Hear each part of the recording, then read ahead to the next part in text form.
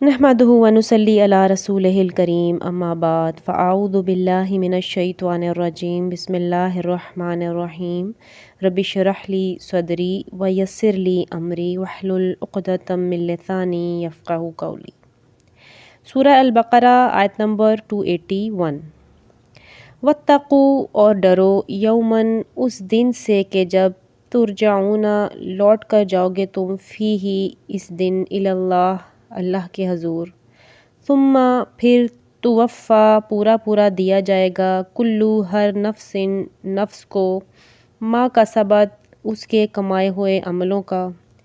وہم اور ان پر لا یظلمون ہرگز ظلم نہ ہوگا۔ اس آیت مبارکہ میں اللہ تعالیٰ نے اپنے بندوں کو نصیحت کی ہے اور انہیں یاد دلایا ہے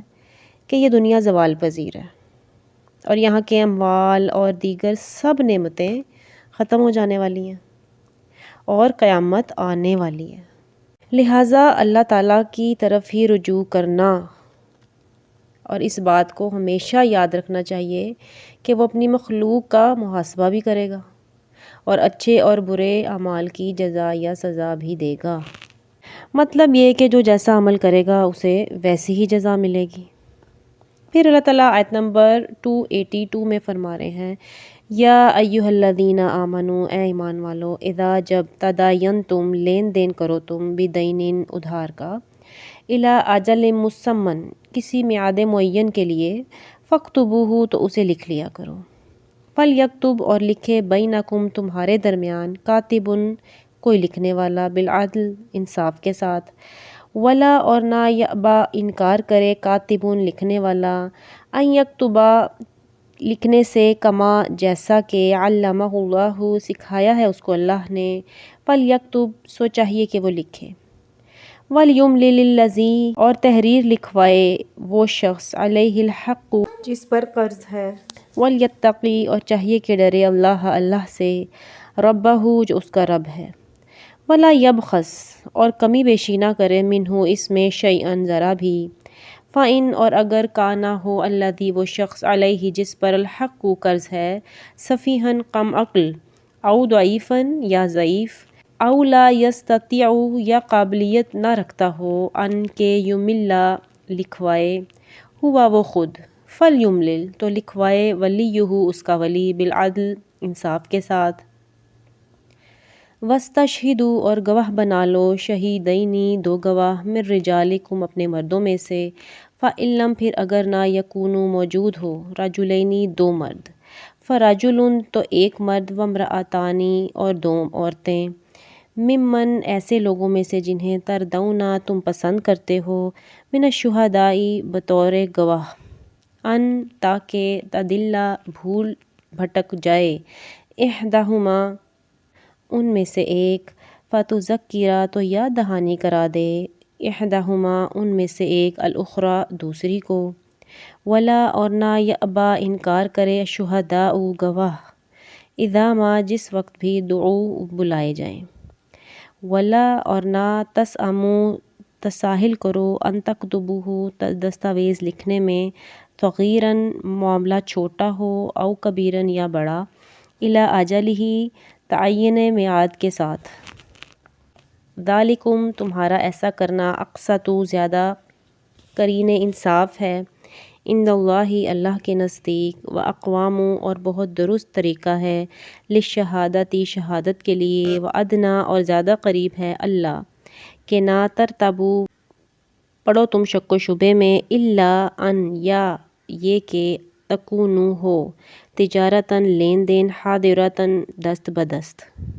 تدیرونہا جس طرح تم لیتے دیتے ہو بینکم آپس میں، فلیس سو نہیں ہے علیکم تم پر جناح کوئی گناہ، اللہ کہ نہ تکتبوہا لکھو اسے،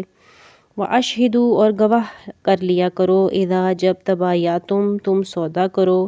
ولا اور نہ یضار ستایا جائے کاتب لکھنے والے کو، ولا اور نہ شہید گواہ کو، وإن اور اگر تفعلوا تم ایسا کرو گے، فإنہ تو بے شک ہوگی یہ فسوق سخت گناہ کی بات بکم تمہارے لیے، واتقوا اللہ اور ڈرتے رہو اللہ سے، ویعلمکم اللہ اور سکھاتا ہے تم کو اللہ، واللہ اور اللہ بکل شیء ہر چیز سے علیم خوب واقف ہے۔ اس آیت کو آیت دین کہا جاتا ہے اور یہ قرآن کی سب سے لمبی آیت ہے۔ اس میں ادھار یا قرض کے معاملے کے احکام بیان کیے گئے ہیں، اور اس آیت مبارکہ میں اللہ تعالیٰ نے اپنے مومن بندوں کو تعلیم دی ہے کہ جب وہ بذریعہ قرض لین دین کریں تو اسے لکھ لیا کریں، اس لیے کہ قرض کی مقدار، اس کی ادائیگی کا وقت اور گواہیوں کو ریکارڈ میں لانے کا اس سے بہتر کوئی ذریعہ نہیں ہے۔ قرض کے لین دین کو لکھنے کا حکم اس لیے دیا گیا ہے کہ کوئی اس کا انکار نہ کر سکے یا بھول نہ جائے۔ یاد رہے کہ یہ حکم استحباباً ہے، واجب نہیں۔ اگر فریقین میں باہمی اعتماد اتنا زیادہ ہے کہ باہمی نزاع کی صورت کا امکان ہی نہ ہو، یا محض قرض کا معاملہ ہو اور تحریر سے کسی فریق کو کوئی تکلیف پہنچتی ہو، تو محض یادداشت کے لیے کوئی ایک فریق اپنے پاس لکھ لے تو یہ بھی اس کے لیے کافی ہو سکتا ہے۔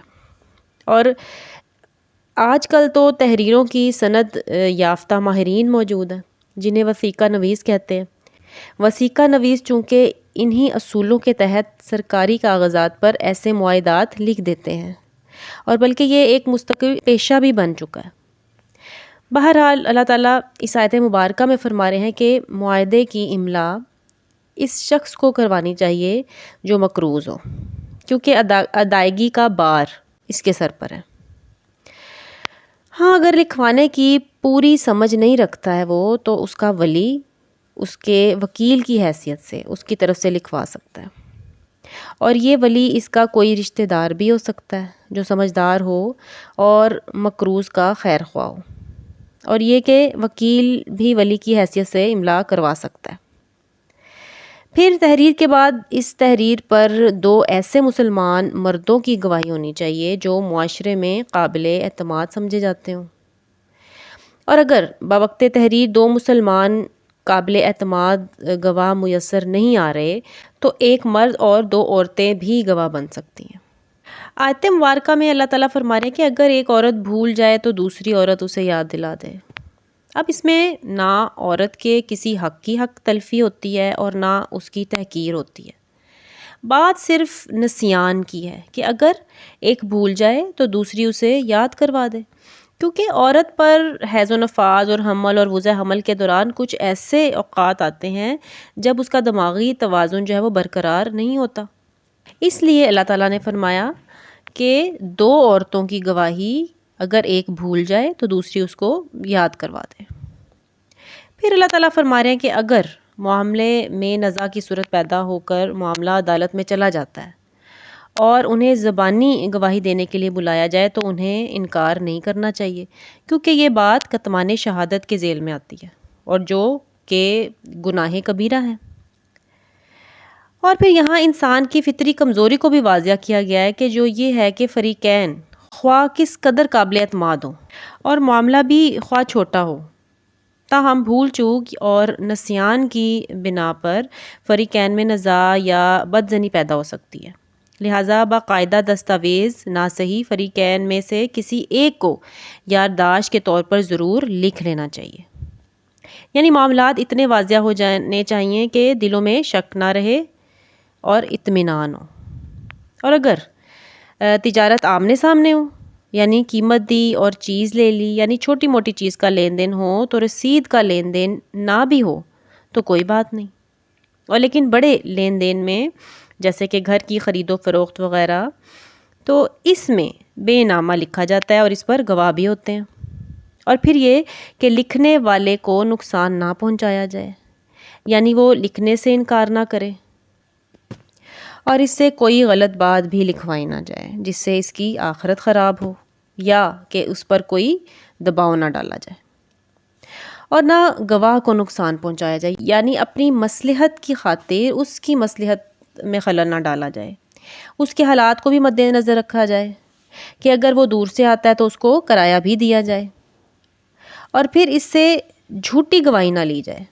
بار بار بلوا کر اس کو تنگ بھی نہ کیا جائے اور نہ اس کو کسی بات کے لیے دھمکایا جائے۔ پھر اللہ تعالیٰ فرما رہے ہیں وَإِن تَفْعَلُوا فَإِنَّ فَسُوقٌ بِكُمْ، یعنی اگر تم ایسا کرو گے یعنی نقصان دو گے تو بے شک وہ تمہاری طرف سے گناہ ہوگا۔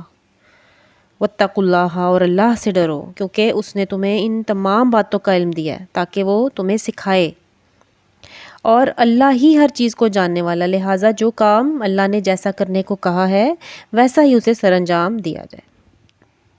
آیت نمبر 283، وَإِنْ، اور اگر، کنتم، ہو تم، علی سفرٍ، سفر میں، ولم، اور نہ، تاجدو، پاؤ، کاتباً، کوئی لکھنے والا، فرحان، تو رہن، مقبوضہ، با قبضہ پر معاملہ کرو، فَإِن، پھر اگر، آمینہ، اعتبار کر لے، بعضکم، تم میں سے کوئی شخص، بعضاً، دوسرے کا، فلیؤدی، تو چاہیے کہ ادا کرے، الذی اؤتمن، وہ شخص جس پر بھروسہ کیا گیا ہے، امانتہ، اپنی امانت، ولیتق اللہ، اور ڈرتا ہے اللہ سے، ربہ، جو اس کا رب ہے، ولا، اور مت، تکتموا، چھپاؤ، الشہادۃ، گواہی کو، ومن، اور جو یکتمھا، چھپاتا ہے اس گواہی کو، فإنہ، تو در حقیقت، آثم، گناہ گار ہے، قلبہ، اس کا دل، واللہ، اور اللہ، بما تعملون، تمہارے اعمال سے، علیم، پوری طرح باخبر ہے۔ اس آیت مبارکہ میں اللہ تعالیٰ رہن کے متعلق جو ہے وہ احکامات واضح کر رہے ہیں۔ رہن کے مطالبے کی 4 ممکنہ صورتیں ہیں، مثلاً سفر ہو یا حضر ہو اور کاتب نہ مل رہا ہو۔ 2 تو یہ ہوئیں، اور 2 یہ ہیں کہ سفر یا حضر دونوں جگہ کاتب مل سکتا ہے، مگر قرض دینے والا محض تحریر پر اعتماد نہیں کرتا اور اپنے قرض کی واپسی کی ضمانت کے طور پر رہن کا بھی مطالبہ کرتا ہے، اور یہ کہ رہن خواہ تحریر کے ساتھ ہو یا تحریر کے بغیر، صرف رہن ہو، جیسا کہ سیدہ عائشہ رضی اللہ تعالیٰ عنہا فرماتی ہیں کہ آپ صلی اللہ علیہ وآلہ وسلم نے ایک یہودی ابو شہم سے ادھار اناج خریدا، اور آپ صلی اللہ علیہ وسلم نے اپنی زرہ بطور رہن اس کے پاس رکھی،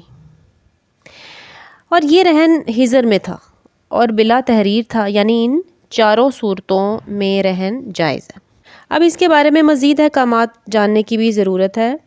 کہ مرہونہ چیز کے نفع نقصان کا ذمہ دار راہن یعنی کہ اصل مالک ہی ہوتا ہے،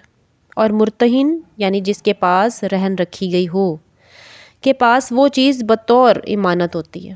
پھر یہ کہ مرہونہ چیز مرتہن کے پاس بطور امانت ہوتی ہے، اس لیے وہ اس سے فائدہ نہیں اٹھا سکتا، مثلاً مکان ہے تو اس میں رہ نہیں سکتا، نہ کرائے پر دے سکتا ہے، زمین ہے تو اس میں کاشت نہیں کر سکتا کیونکہ یہ سود ہوگا، الا یہ